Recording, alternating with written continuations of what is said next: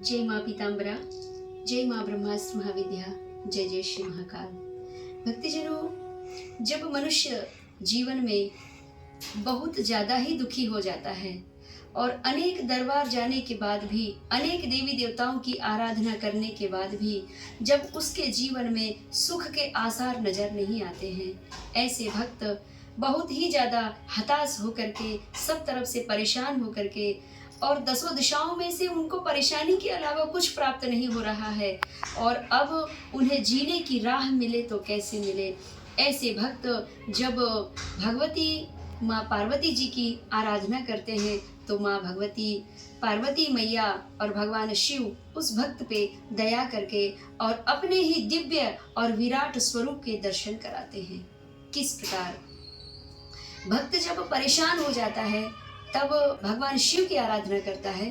तो भगवान शिव दया करके और उस भक्त के जीवन में वह दिव्य और परिपूर्ण कृपा बरसाने लगते हैं और भगवान शिव अपनी ही हृदय प्रिया 10 महाविद्याओं में से 8वीं महाविद्या माँ बगलामुखी मैया की शरण उस भक्त को डाल देते हैं।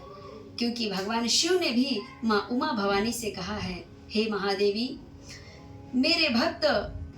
जिस भी रूप में मुझे भजते हैं मैं उसी रूप में उन्हें प्राप्त होता हूँ, लेकिन प्रारब्ध के अनुसार उनके जीवन में अनेक कष्टों को भोगना लिखा है, भयानक घोर कष्ट को भोगना लिखा है। ऐसी परिस्थिति में तुम ही उन भक्तों का सहारा बनोगी देवी, और जिस भक्त के कार्य मेरे द्वारा सफल नहीं होने का योग है, जैसे राहु और केतु जिन भक्त के जीवन में लग जाते हैं उन्हें केवल और केवल महाकाल ही बचा सकते हैं, लेकिन कभी कभी यह राहु और केतु नाम के राक्षस हैं, वे भगवान शिव से भी लड़ पड़ते हैं। कहते हैं, भगवान, प्रारब्ध के दुष्कर्मों के प्रभाव से इस मनुष्य के जीवन में हम गोचर कर रहे हैं और हमारे गोचर के अनुसार कभी सुख और कभी दुख को प्राप्त करता है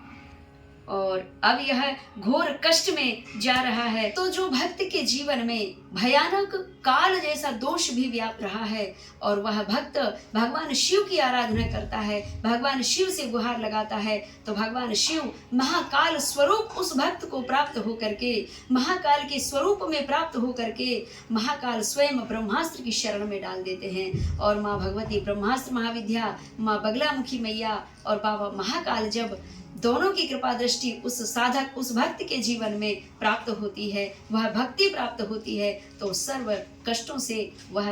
भक्त मुक्त होता है, सर्व बाधाओं से मुक्त होता है।